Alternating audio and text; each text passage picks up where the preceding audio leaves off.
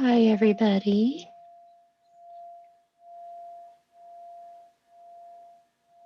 Can I confirm before we move forward that y'all can hear me? Just a thumbs up will be all I need, or thank you.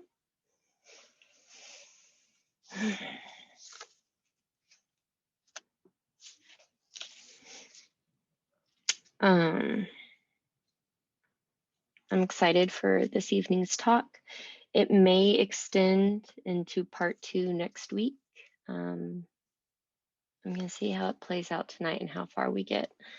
You never know once we start moving and going. I do have, if we can, I'm going to answer all questions at the end after the sit. So please type in your questions so everybody can see it. That way I can have a response at the end. Make sure you have a pad and a pen for some reflection ideas. Next week is the new moon. And I would like to offer and introduce you to a reflection practice meant for the new moon and full moon. So 2 week cycle of something that you do twice a month of just checking in. So I would like to do that and introduce that to you next week. And then the following week, the 19th, I'm going to be taking a break from this talking series and going back to a new beginner series before the summer starts. So y'all can hop in on those, share it with your friends, and then I'm just going to do it one more time. I've had a lot of people wanting to hop on, so I think that's going to cover us through the summer is my point. And we'll get back to our regular talks the 1st of June. But there's a lot for y'all to sit with, soak with. I can give you some book materials. We will still be incorporating a lot of this in our regular weekly practice that we do on the mat. I do try to bring a bridge to that, okay? So that's the plan between now and just preparing for the summer.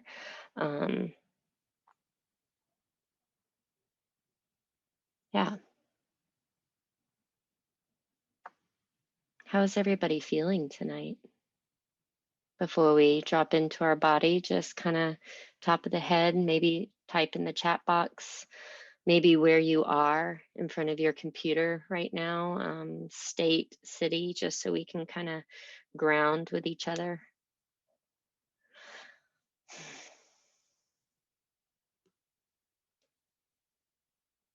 Mm.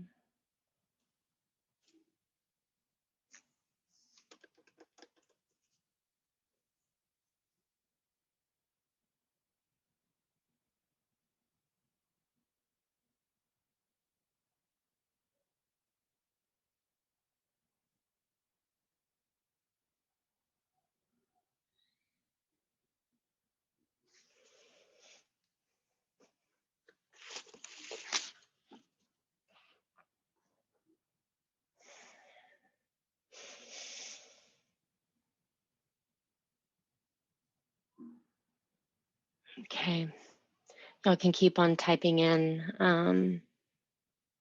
Let's just clear our lap for a moment, feet on the ground or seat nice and balanced, and just take a moment just to arrive in your body. Close the eyes and that initial deep breath in through the nose, exhaling through the mouth. Just begin that process of softening. The day is over. Hopefully, even if there's still more to do today, you're in the safety of your home. And maybe not, maybe you're at the office or somewhere else. Remember, your body is your home, your breath is your home. Anytime you can come back.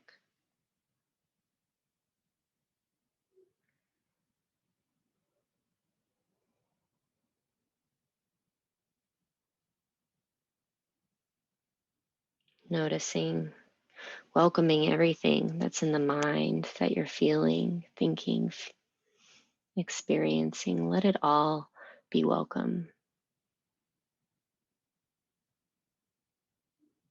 Maybe there's a lot happening your way past your threshold. Maybe it's just one big boulder. Whatever it is, bow to it. Welcome it to the table because this is your current reality. And it's not about ignoring it, it's about facing it, acknowledging it so it can dissolve.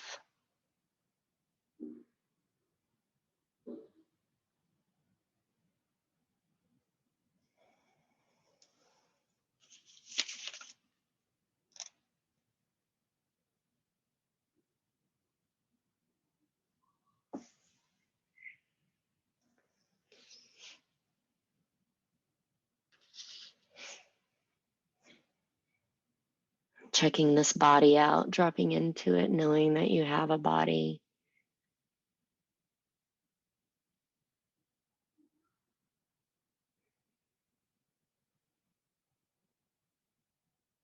The body is breathing. The body is the animation for everything at the deeper levels. Remember last week we spoke on karma and that action, that law of cause and effect.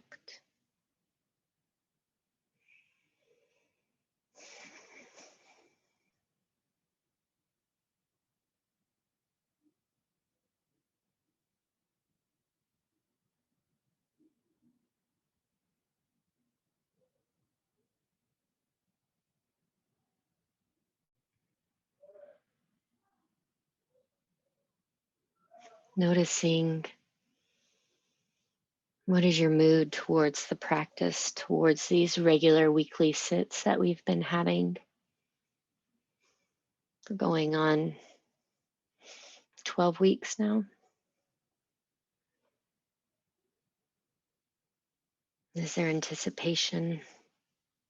Is there benefit from this? Make sure there is no agenda, no expectation that ruins it.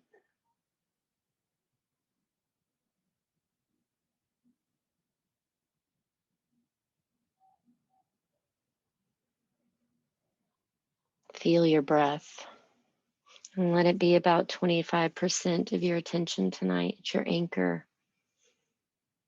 Do you realize you stop paying attention to what I was saying? Come back to the breath. Ease yourself back into the moment gently, patiently, as this is a daily, repetitive, mundane practice that we need.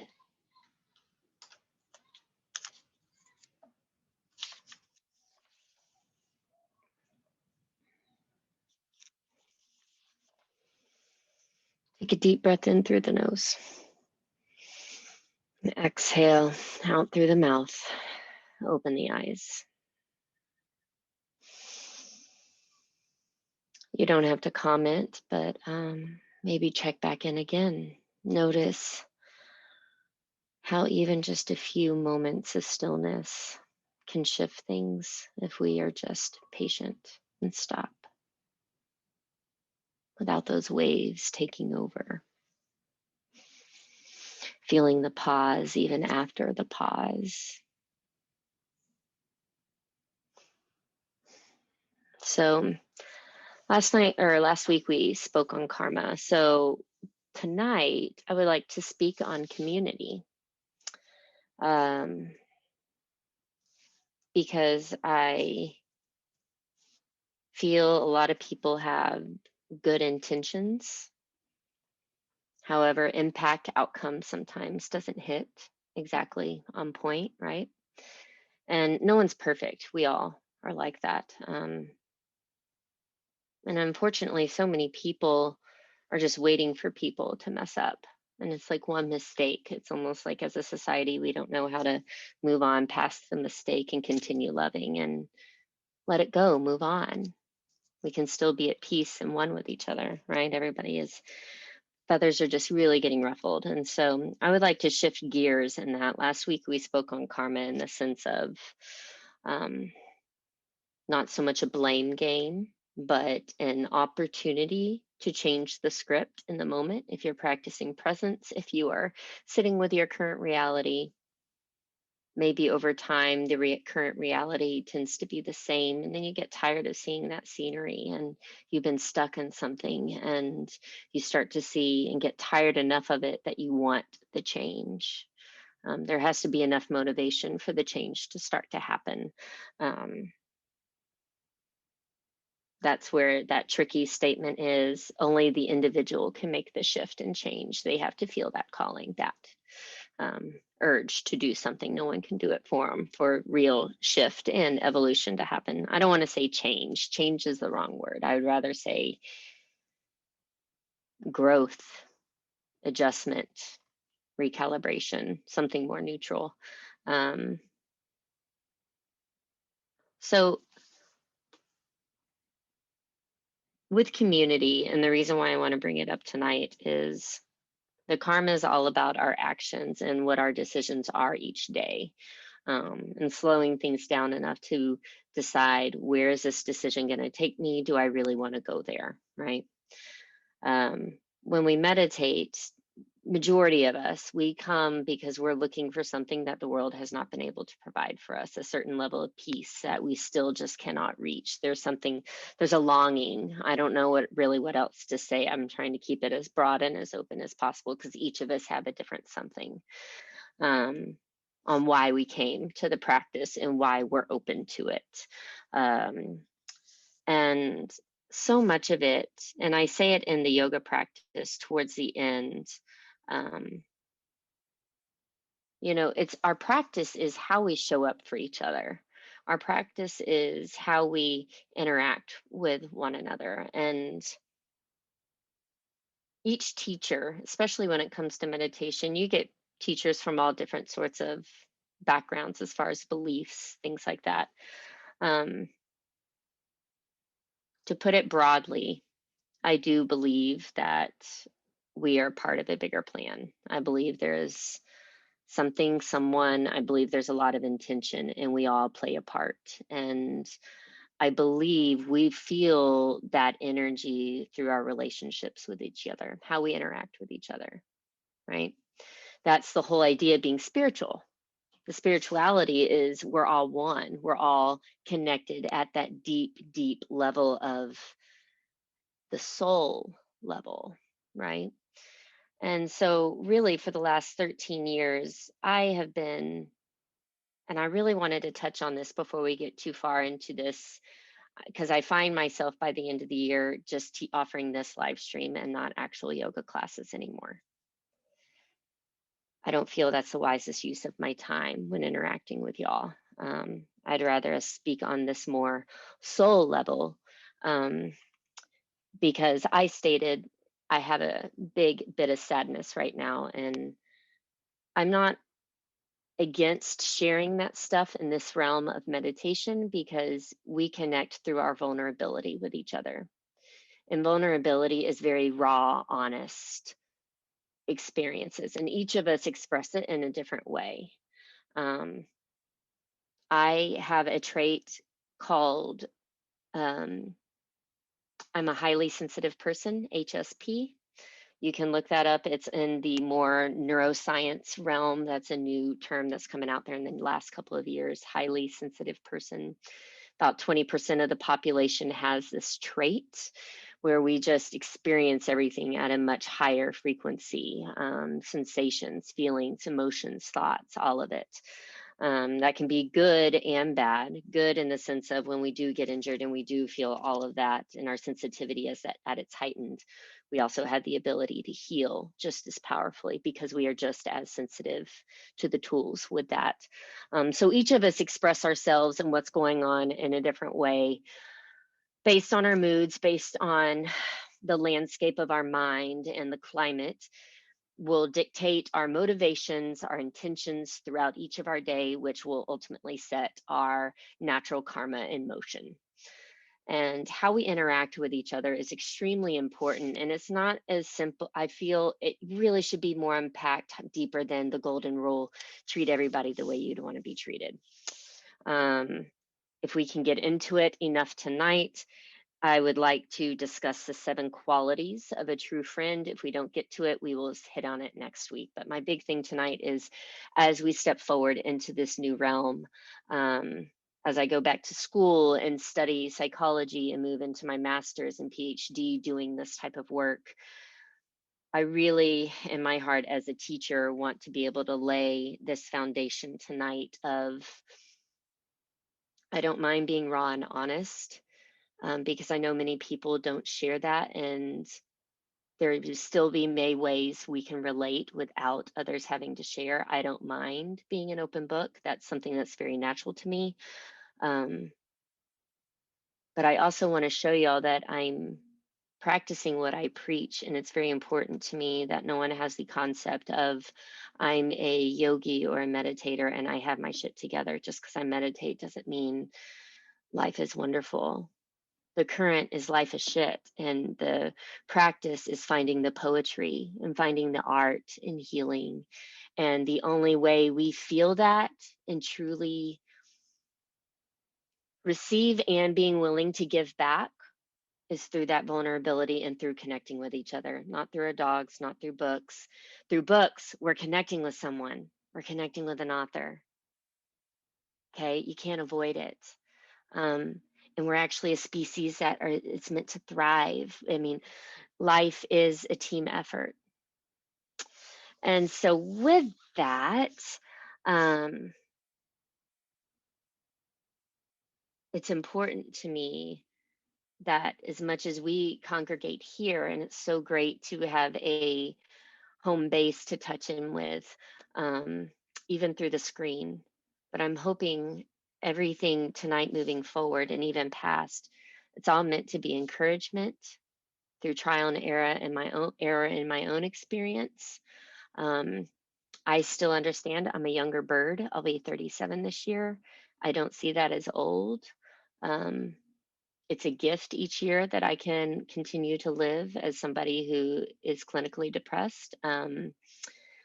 Days come and go.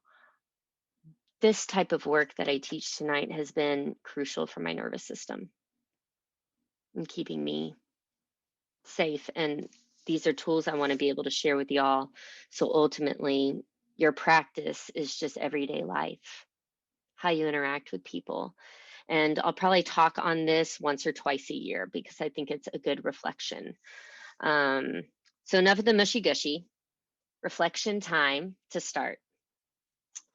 Um,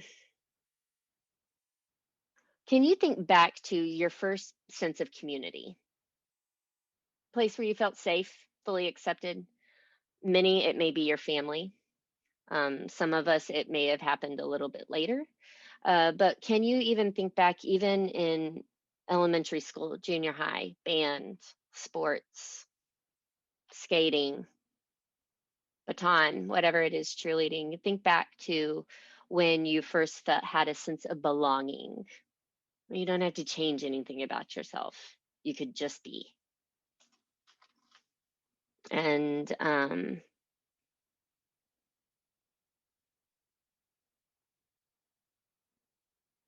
if you think about it, even those of you maybe who aren't close to your blood family, maybe reflect on, if y'all weren't family, would they be somebody you could hang out with? Because family, it's not a matter of avoiding family, whether they're good or not, or let's say not good or not. Let's say whether your chemistry lines up with them or not, because I do think chemistry matters with individuals, whether it's family or not. Um, what I'm asking for is real connection, real friendship, meaningful bonds.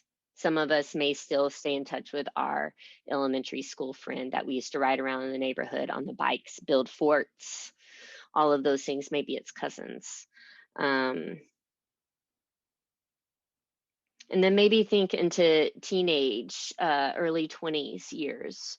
What was your community like? And notice if there where the shift was from having a sense of belonging and being as you were to fitting in and having to show up in a very specific way with effort. Does that make sense? Like when you show up to work, you have to be on. There's a certain way you have to operate. And then when you aren't at work and with you're with your people, there's a sense of relaxation. And so what I'm asking now is maybe look and see where were those moments that you felt that you had to not belong, but you had to fit in. Fitting in is all about reaching, achieving, doing in a certain way for the approval. And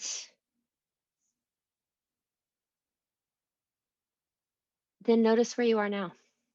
You can fill in those gaps if you want to at other periods of life, but notice in this moment, where is your community? Where is your sense of belonging? Not the effort. In the last year, where has it been safe for you to be? And have you been intentional with it? I bring this up because, Freud, he said, be careful on not classifying yourself as depressed. Just make sure you aren't around assholes first. And so, what's important about this and that I bring up is as we reflect, as we look back, there's a lot of truth in that. Um, I can speak in my own experience of growing up in the Baptist Plus community and now teaching 13 plus years of yoga and having all walks of life come through and me being able to work with. And the gift that I was given is being able to connect with people. And so that has been just a joy for me. And I'm seeing as I'm more open. It's hard to be in Texas and in the South when a lot of other headspaces are not as wide, uh, not as free spirited, not as open. Um, and I've had to check myself on that, on my sadness, and make sure it's not just the people I'm surrounding myself with. Um, and it does matter where in the world you are.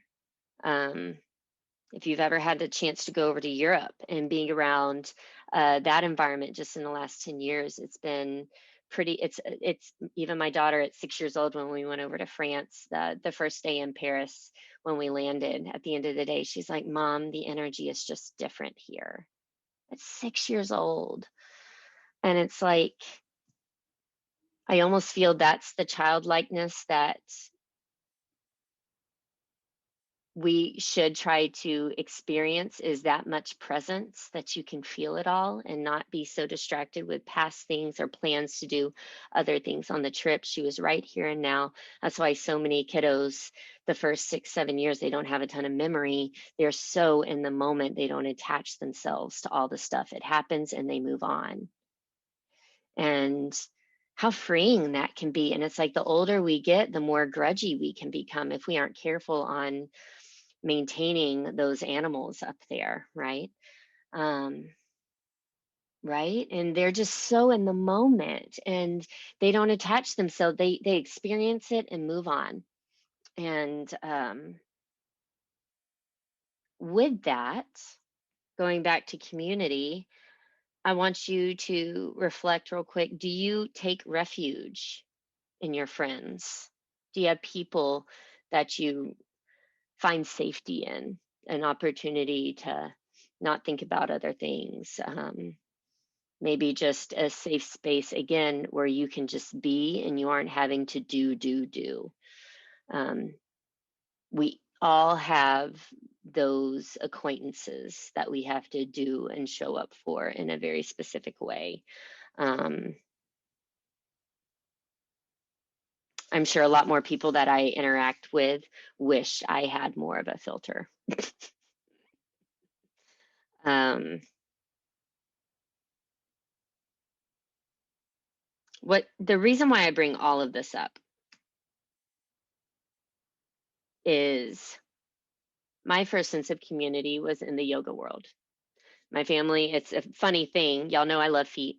My family used to, I grew up, my family used to make fun of my feet. My toes could really spread out and I could grab things, and they just thought that was gnarly, was their word for me.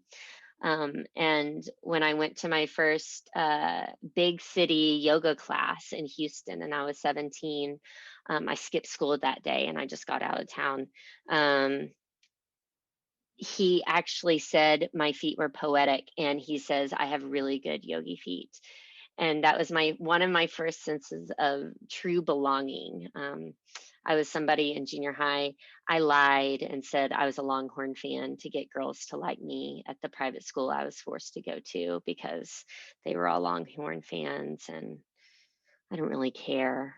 But uh, I mean, I think those little things. I used to stuff my bra. I used to do all sorts of things to fit in, and it's usually at a younger age when you're not so grounded. You're still getting your feet under you.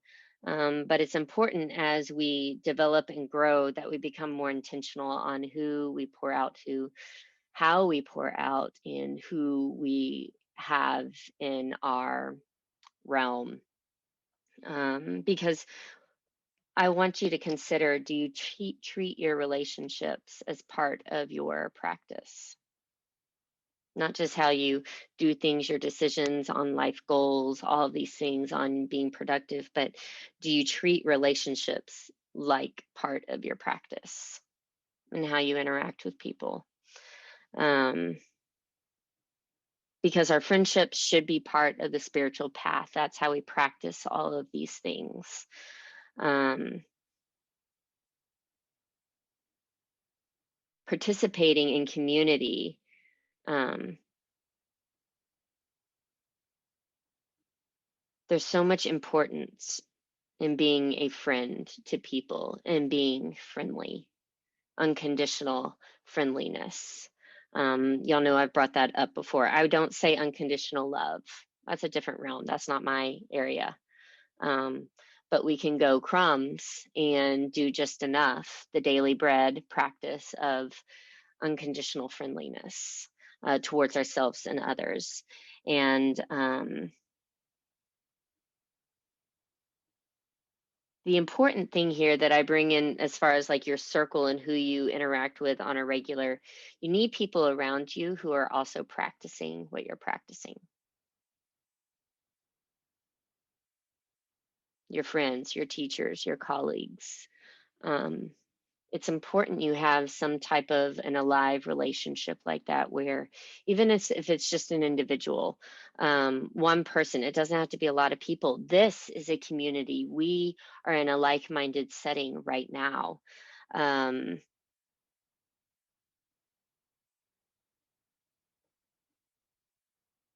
because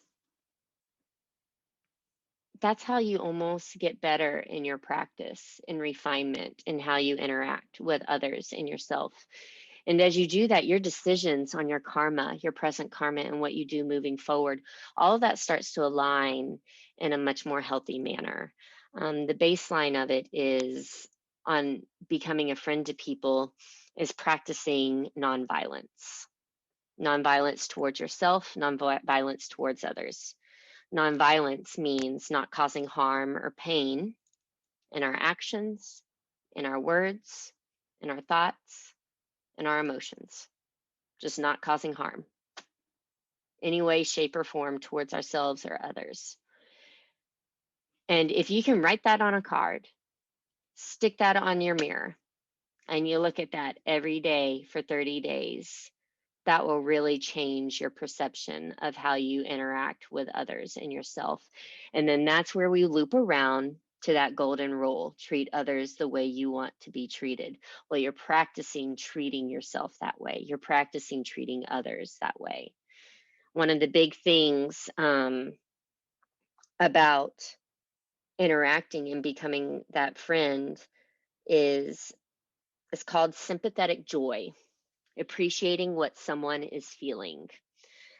Sympathy not just during the sad times, but during the happy times too.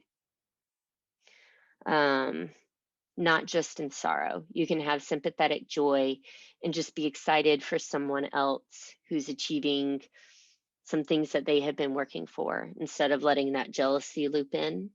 Um, a typical uh, secular way of putting it is you'll probably see a lot of it with bridesmaids and women getting married. Bridesmaids have a really hard time being happy sometimes for that bride. You know what I mean? You'll always have that person who wears that white dress in the crowd. Um, that's common, right? It's not good or bad, but that's a very simple way of looking at it. They're lacking that sympathetic joy. They should be in a place of excitement and happiness. And there's been so many obvious situations, great examples where that is the case, and everybody is lifting up those two. Um, but also look and see how you can try to do that internally for people as you talk with. Um, there's a lot of when people become are starting to expect a baby, or they get a job promotion, or they get to move, or um, usually envy or jealousy is the animal instinct that comes out of that first. Jealousy, I think we all know what that looks like. We all know what that feels like on ourselves. Envy, though, I would like to encourage you maybe to see it in a different light. I really liked this description. I wrote it down and I don't know who said it. I will try to find it. But they said envy, see it as envy could be a light that's going off in your head about something that you see that you think you could also accomplish or do. So maybe letting that be roadmaps, part of the roadmaps, the directions, the arrows, the lights that are pointing you in certain directions. Now, obviously, practicing looping in that presence of karma, all of that stuff, making the decisions. Where is this decision going to take me? Do I want to go there? You have all of these things that you start to practice with your brain. But with envy, it could be a signal of maybe excavate that. Why are you envious of that? Do you think that's something you could also accomplish and do? Is that something you really want to tackle? Um, what's the game plan? There's all these things that start to stem off that thread as you start to pull it.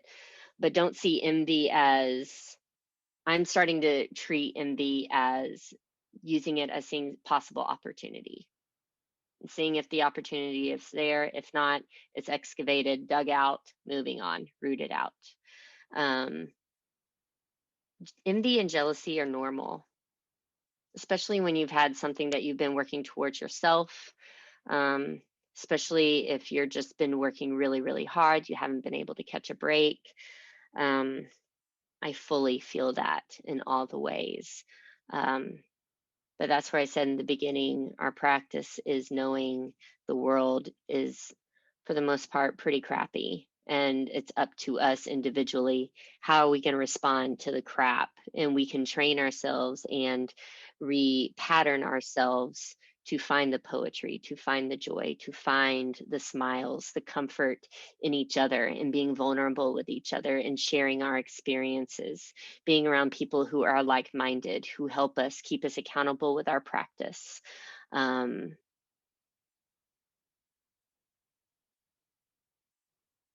Versus and being there for people on that sympathetic joy, that's holding space and feeling all that they're feeling and supporting them through that, whatever that looks like. And usually that's just major support. It's not, okay, you're in pain, you're uncomfortable, I don't want to deal with that, call me when everything smooths over. I'm not that type of friend who handles that stuff. Now, I'm sure each of us can be that way with different people in our own lives as we cross over.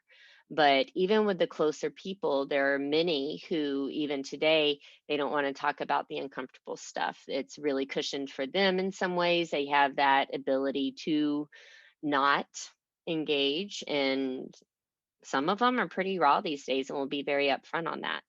Um, like, call me when you're over it, call me when it's over. There's no compassion there.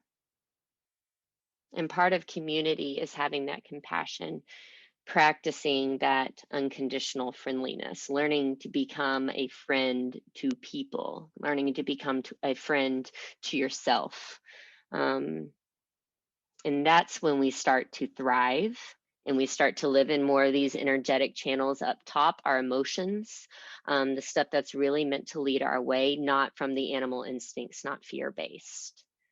You know what I mean? Not fear based in protecting ourselves, closing ourselves off from people, lack of trust, using excuses to not engage anymore. Um, I'll be your date to the wedding. um,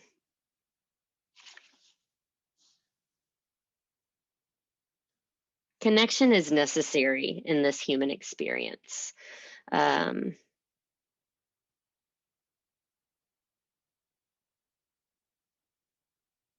Usually, there are,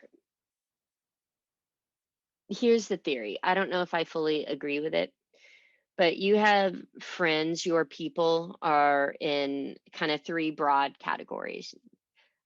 A is basically your partner, your immediate family, um, the one that you talk to every day, maybe multiple times a day. Um, it can change, it evolves over time. It's not always the same person. It's important to understand there are seasons for people in our lives. The meaningful relationships, there will be ways y'all stay in touch, because there's effort on both sides, especially if you surround yourself with people who are also practicing what you are practicing. Um, the B column of friends are your close friends. You talk to them a couple of times a week. You invite them to your gatherings, or maybe used to. Maybe they'll be B column are the ones that you invite over once all of this stuff is said and done, and we can congregate a little bit more freely, a little more safely. And then your column C, again, this is theory. Column C are your acquaintances. We don't have the capacity to have a ton of people in our circle at one time that we can sustainably hold relationships with. A and B together usually is a combined of 8 to 10 people at one in one period of time, one snapshot of a day. C are the people that you work with, you interact with when you have to. Um, it's also looking how much of your inner true self that you give away. The column A people are those who are you're very comfortable with, you're more vulnerable with, you're going to be more prone to be honest with and straightforward with if you really needed something. B, you may or may not reach out to those people in desperation, but it tends to be one or two of those are good ones to anchor to in emergency cases. But looking at that and remembering we only have the capacity of interacting with so many people on a regular basis at one time, hopefully will help you save your energy on how much you interact. And this is with everyday people. So this circle tonight is not in my A, B, or C column. This is, I don't know what this is. This is separate. This is D. This is what I want it to be. It doesn't have to have words. It's just community, because you have to have that safety net. You have to have your village. Um, I have time super quickly to share with you. Yes, we can do it tonight. Community matters. Remember, spiritually, this is the practice. We refine ourselves, we calm ourselves down, and then as we are walking through this wilderness by ourselves, we all have the same wilderness we're walking through, but we are the ones that have to take the steps. We find comfort in each other. So, in the meditation realm, there are 7 qualities of a true friend. Things, seeing things. That we all want to strive towards. It's never perfect. I think that's what's so great about the intent of love and light and kindness and friendliness. Those are all heart practices. even if it doesn't look or feel perfect, because that intention is layered with that and laced with that, rooted and grounded in it. Love is perfect. It happens as it's supposed to happen. Love is from a higher, above source, I feel, in the capabilities of what we are empowered to do with that when we feel it strongly enough. Um, so, number one, 7 qualities of a true friend. Generosity. Um, they give what is hard to give.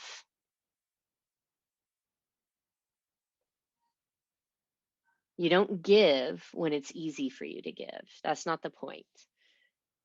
The challenge, the bigger, meatier part of the practice is, can you give when it's hard to give? Whether you have a hard time with that individual and they're just needing help. Um, you may not care for them, but you know at a human level, they're struggling and they're needing somebody to reach out with a hand. Um, but do you practice giving when it's hard to give? Um, Maybe hard to give with your resources. Um, do you give even if it's hard, even if you're in a place where you don't even know what to say? Are you still able to give them something? Are you still able to give a little bit? Um, and do you, and this also includes your time. Are you generous with your time with other people? That's the biggest one, in my opinion. Um, Time is invaluable and it's slowly ticking on, and we don't get it back. And your time, your energy, your effort. Um, that's why, in my opinion, for those who pray,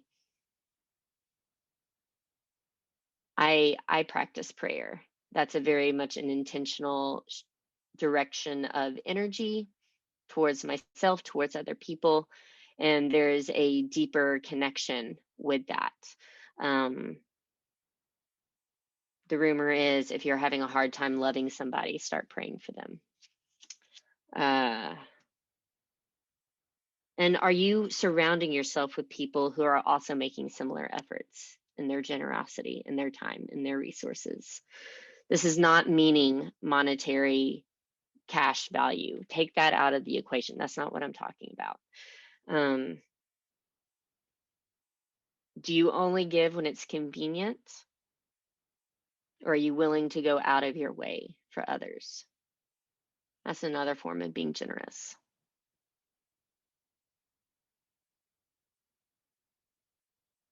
And really, it boils down to sometimes, again, that meaty part of the practice. Are you willing to do something hard just to reach somebody at the human level, at the soul level?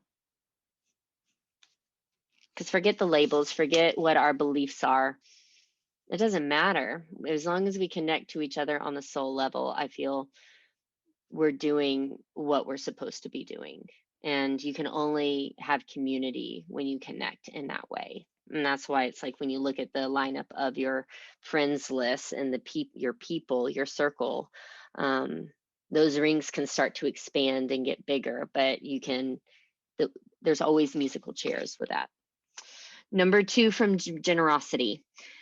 Um, Second, quality. They do what is hard to do. It's not easy to be generous sometimes. It's not always easy to show kindness. But if we strive to be genuinely virtuous, I mean, you can't fake that. We practice being virtuous by doing what's hard, knowing that it's hard and we're going to try anyways. Knowing there's a chance we aren't going to do it right, we're going to try it anyways. We're going to make the effort. Um, Maybe look at yourself. Would you consider yourself a virtuous person? This isn't an ego thing. This is almost kind of putting our intentions in check with our karma that we talked about last week. Um, do you really try to show up in a way that's going to help those around you and yourself? The third quality is tolerance. They go through what is hard to go through. They don't ignore, they don't avoid. They show up when it's hard. So they give what's hard to give. They do what is hard to do. They go through what is hard to go through. Are y'all feeling those differences? And this is a true breakdown of how you want to treat yourself and others. Um, the fourth quality is honesty. You can phrase it as disclosure, transparency. Um, a true friend, whatever they share, they're going to share that will be truth on themselves. Even if it's a small amount, there is a lot of truth. Um,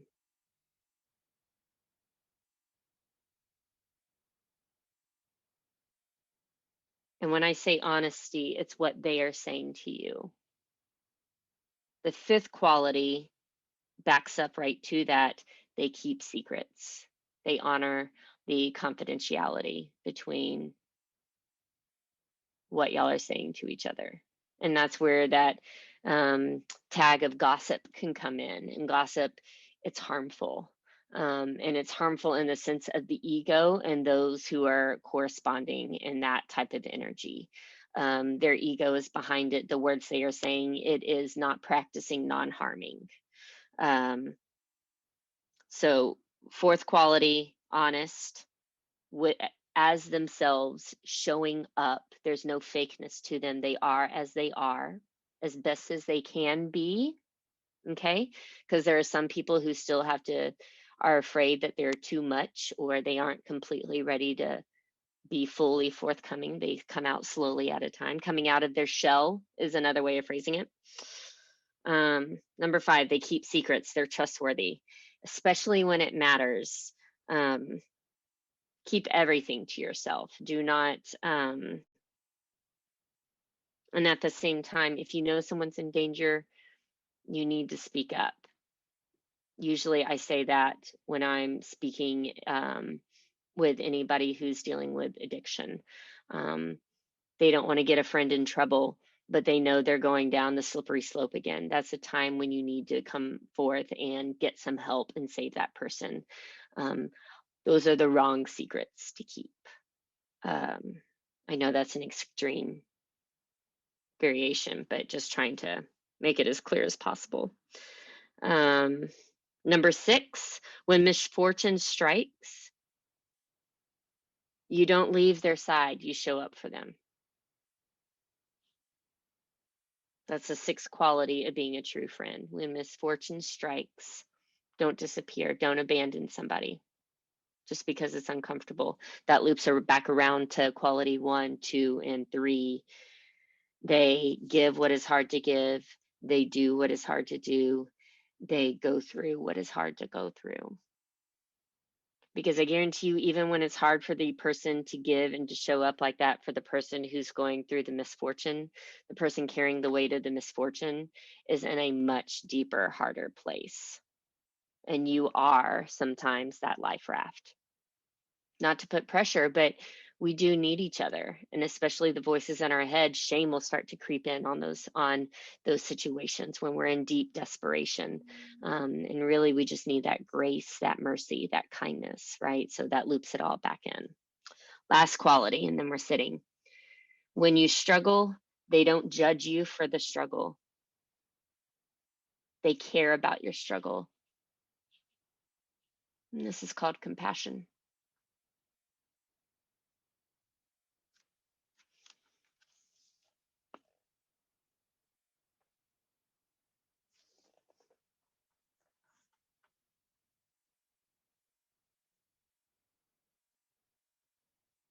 What's important with all of this is maybe you need to reestablish, maybe you need to shift things, but it's important to have a foundation of supportive friends, compassionate and wise friends, people you can practice being a friend to, and they're going to practice being a friend back. And it's really hard to find these people these days. I get that. I understand this is a tall order. But like Gandhi said, be the change that you want to see. Each of us in here have the ability to ripple this type of work out in the next 7 days before we sit and meet again. I hope, if anything, on Monday nights, or wherever you find your community in your safe space, it's a metaphorical big exhale, a big just let go. You get to just be yourself. That's extremely important that you get that on a regular basis, or you're going to be continuously passing your threshold of what you're able to handle throughout your day. Understand your nervous system, your body sustainably can only handle so much. But our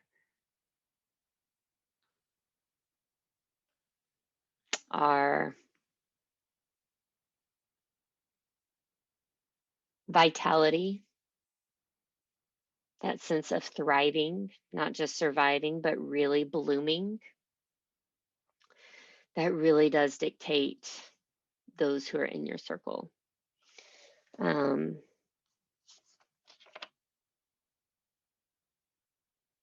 Remembering that we're in friendships where we take turns. Right now, I'm in a season where I'm suffering a lot, and my friends are there for me. And they know in the past when I wasn't suffering, I was very much there for them. And we kind of tag each other in and out on this, and we take turns showing up for each other. Um, and there's so much value in creating relationships like that and seeing how long they're able to go. Even long distance, we're learning how to do this long distance. So there's so much more potential for a deeper, more meaningful bond friendship. That's the poetry. That's the healing. Those are the tools that we use to thrive in a world that most people are just surviving in.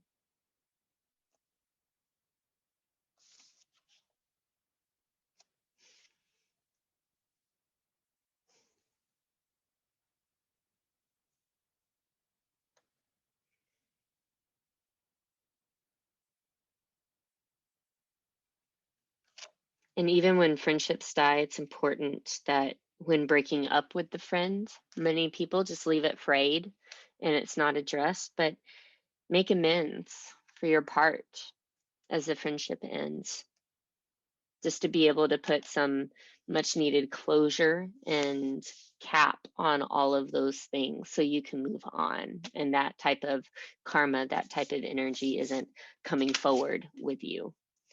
Um,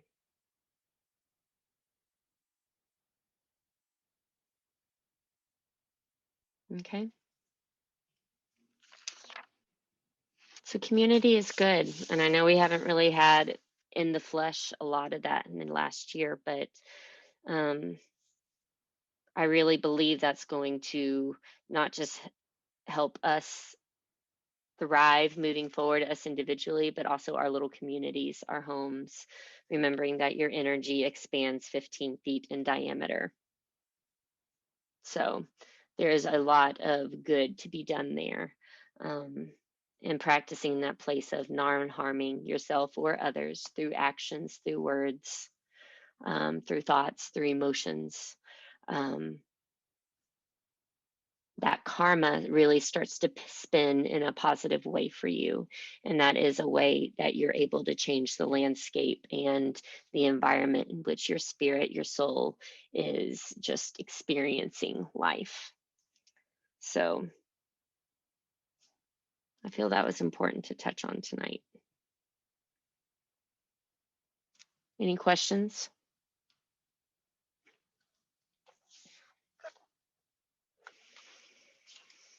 Okay, put your stuff away. I see the time. We're going to do about a 10-minute sit. I hope y'all are okay with that. Um, yeah, we'll do about a 10-minute sit. So put everything away, feet on the ground, get your seat nice and balanced, comfy.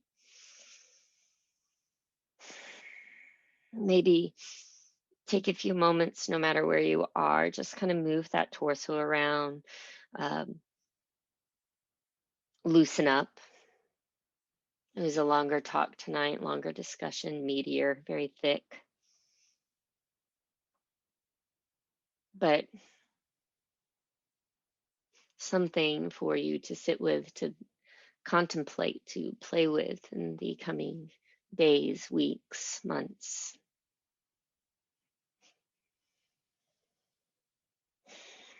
Feel yourself dropping into the body, feeling that your seat is balanced, torso is long, lungs are breathing, ribs expanding.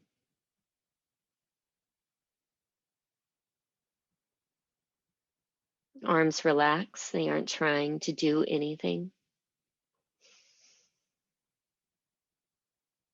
Check the muscles in the face, the jaw, your eyelids, the forehead.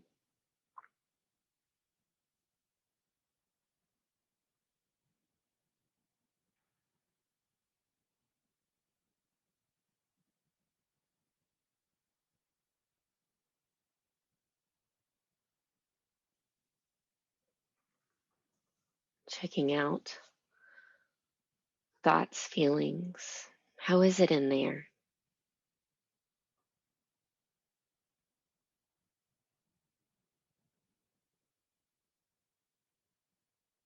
How's everything responding from all these ideas that we've been discussing?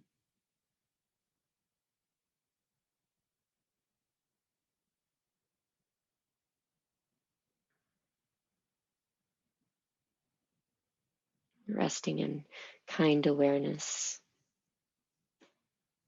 allowing everything just to be. You aren't trying to do better, change it more.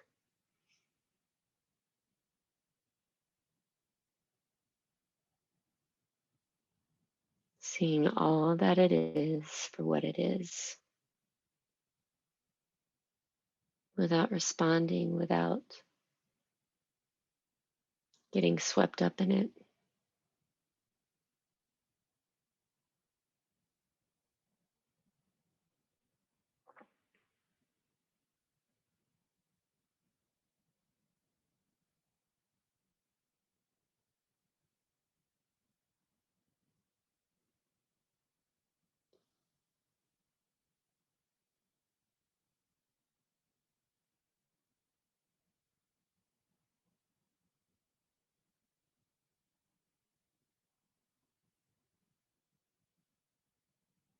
And over time, as you check things out, continuously check in with yourself day after day, month after month, year after year, you start to realize your mind can't help it. It's not your fault. We all have mind.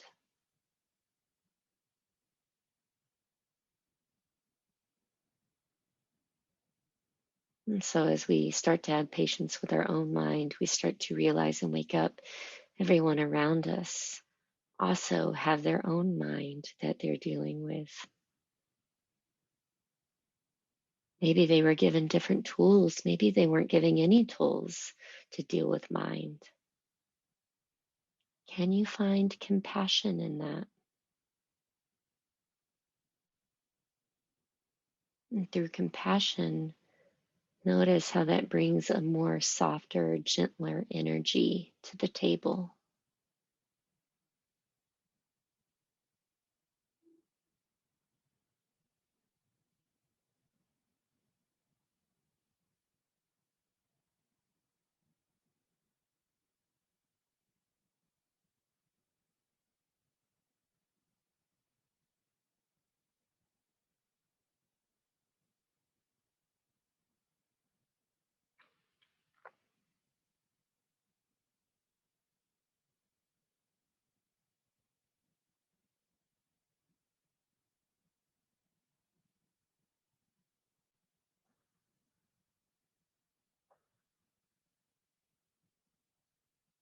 Maybe sitting with these thoughts, these ideas, reflecting in ways of just in the last 12 hours. Were there any moments that you may have, could have practiced a little bit more friendliness? towards yourself or others or the moment, the situation, the current experience. Some days we aren't at our best. Some days the energy just isn't there.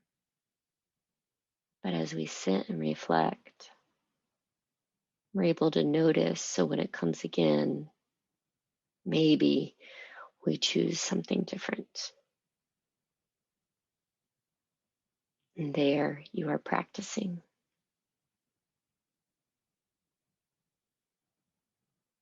Not being at war with yourself, not battling all this stuff, not adding resistance, just letting everything float and be.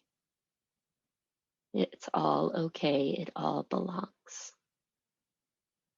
This is your reality, what you have to work with.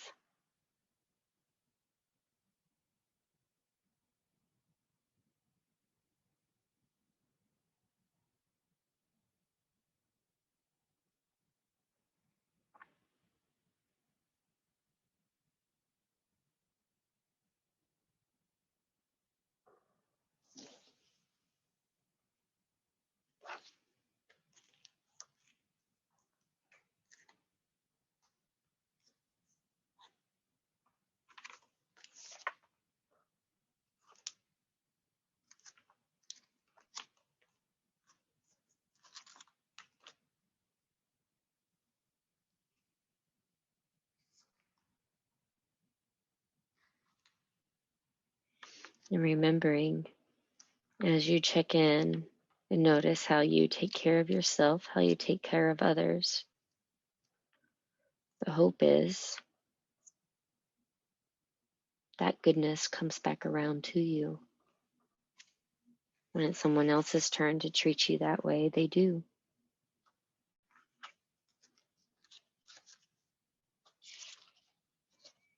And then as you meet safe people, you start to be able to find safety in them, that refuge.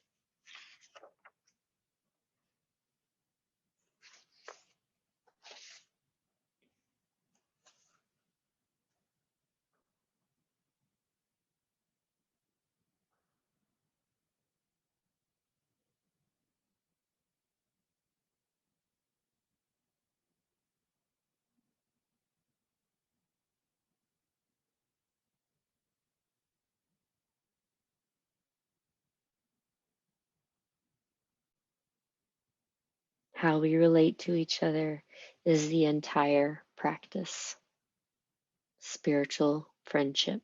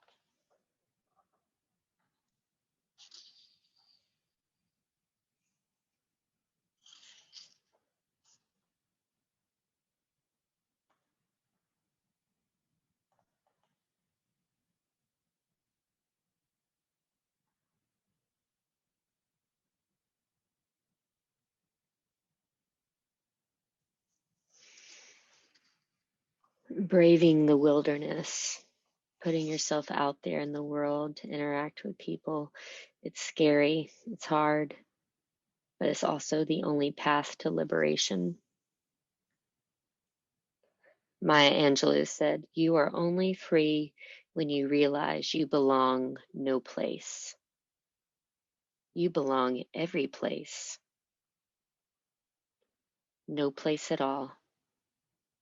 The price is high and the reward is great."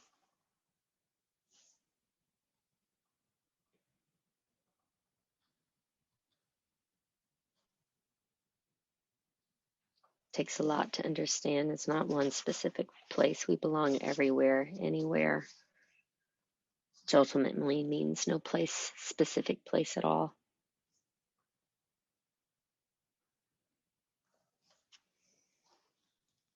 And these final breaths, maybe now reflect on your village, your people that have been there for you just in this last year. What does your community look like? Bowing to each of them as if they were right here with you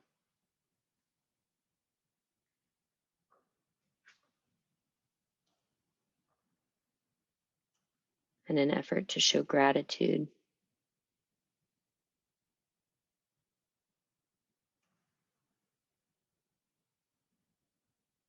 with nothing in return.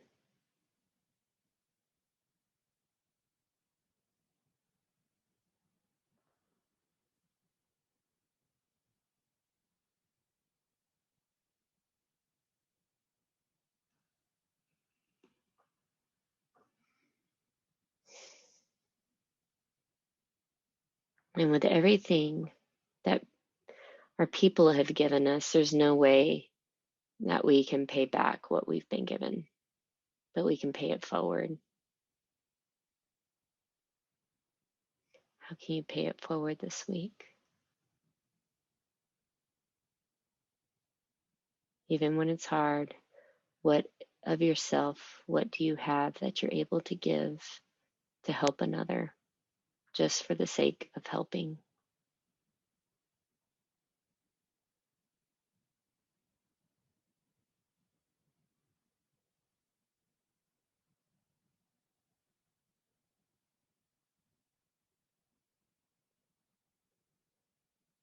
Take a big breath in.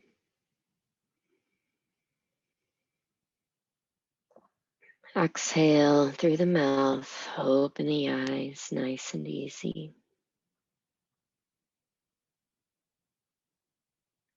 Allow your gaze to be soft. Hang out in the space that you're coming back into reality, back into the present, no longer sitting and being.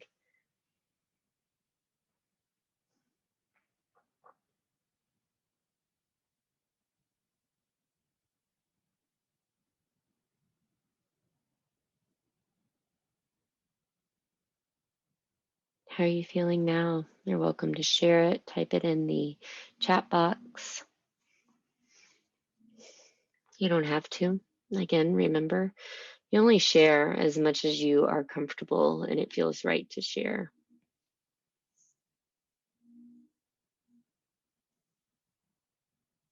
Hmm.